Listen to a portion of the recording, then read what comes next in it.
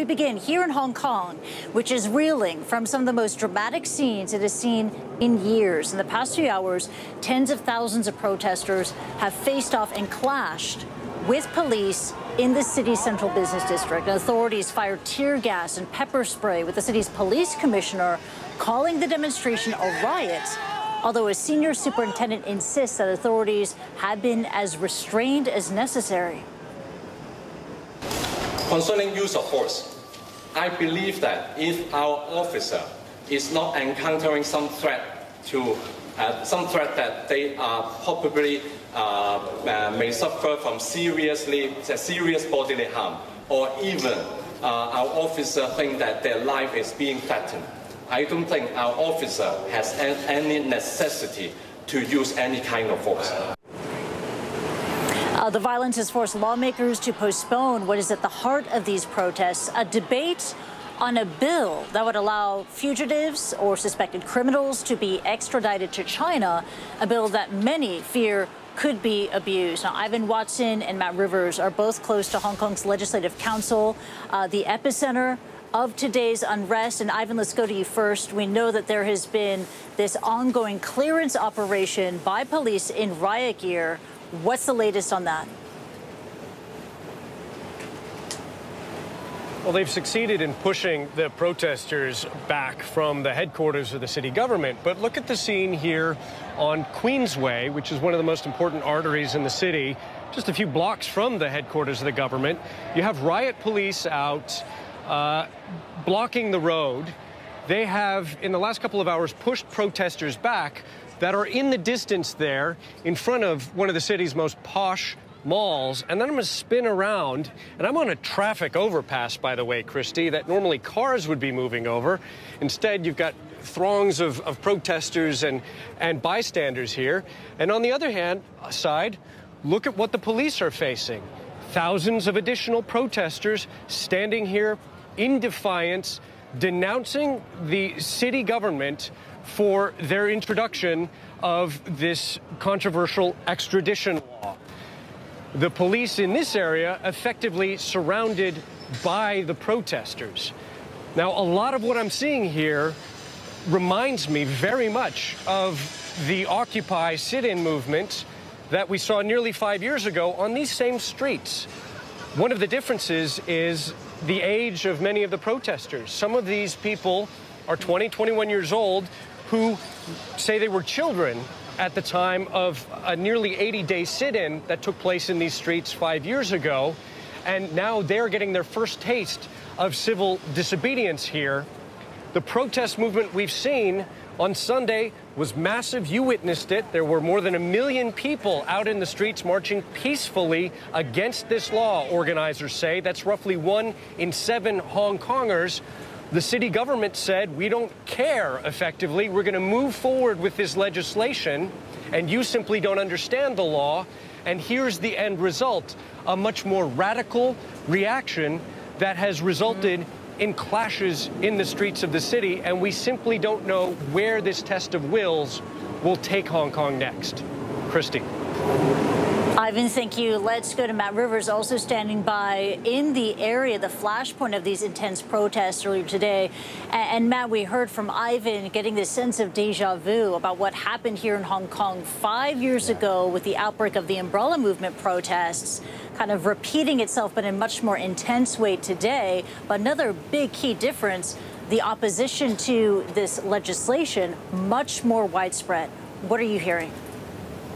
Yeah, absolutely. I mean, you know, the people that are here and kind of engaged in the more violent protests that we've seen throughout the afternoon, I don't think are completely representative of the broader protests that we've seen going back to that 1 million person, according to organizers, march that we saw on Sunday. But the fact remains that, you know, protests did become more violent today, and the people that are here right now down that street behind me in one of Hong Kong's main thoroughfares here right through the financial district, generally they are younger. Now, in terms of what's happening here right now, you can see it's relatively relaxed. We're behind what was the main police line, but these guys are exhausted. They're taking a break for now, and down the road you can see the protesters. There's thousands of people down on Connaught Street down there, and what they've done over the last maybe hour or so is put up those barricades. So they've taken all kinds of metal barricades, they've taken plastic barricades, they've taken bamboo sticks that they've put over top.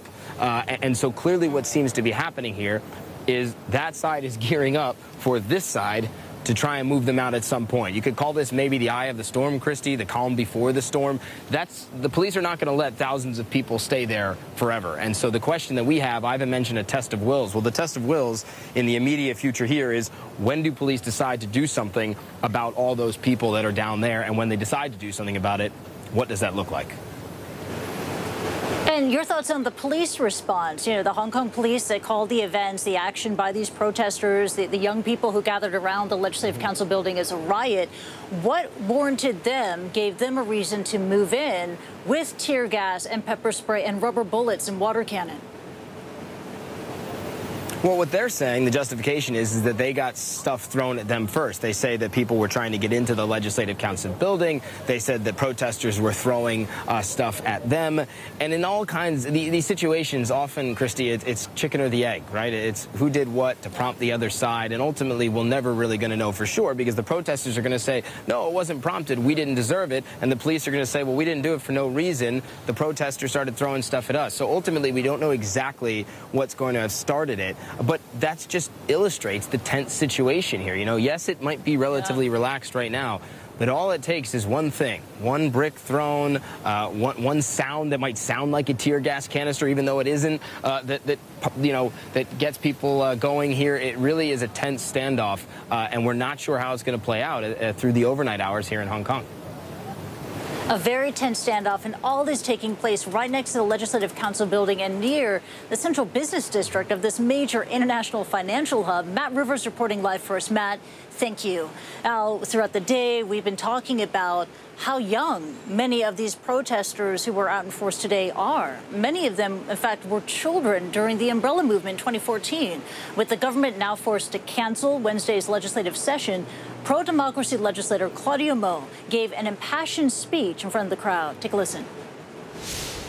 The young have every right to express their feelings, their anger, their frustration, their resentment in any way they want, because this is their Hong Kong, their future.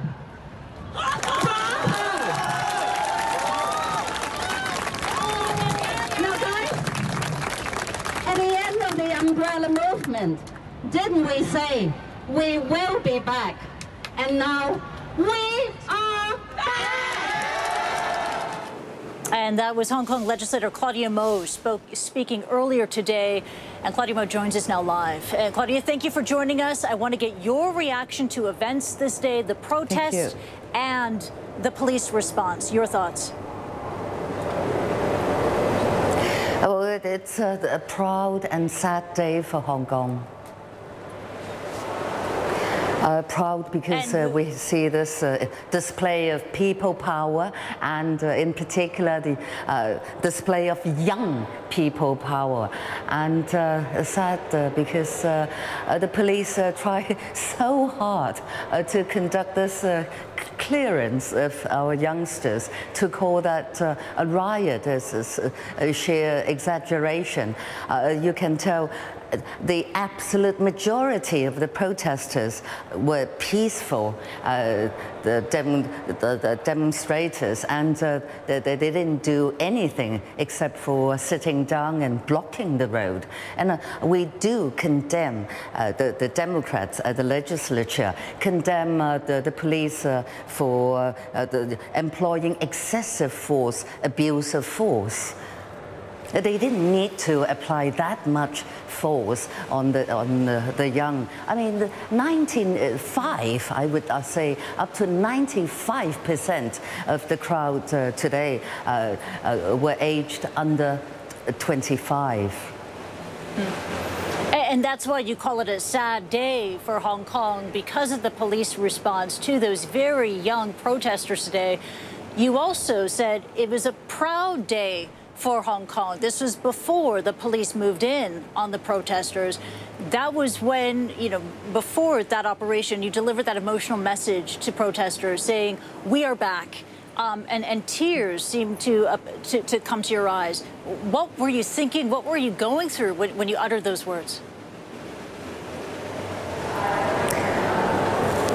That I was getting a bit emotional because somehow this generation of mine didn't seem to have done enough for the young, and it's their future, as we keep reminding ourselves, and they have no choice. At the moment, many Hong Kong people are now talking about emigrating. Just quit Hong Kong. We've had enough of this city.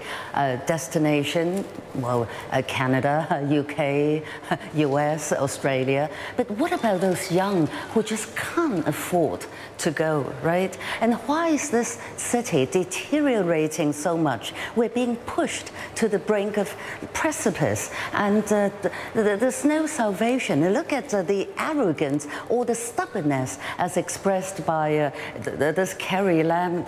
It's just very saddening.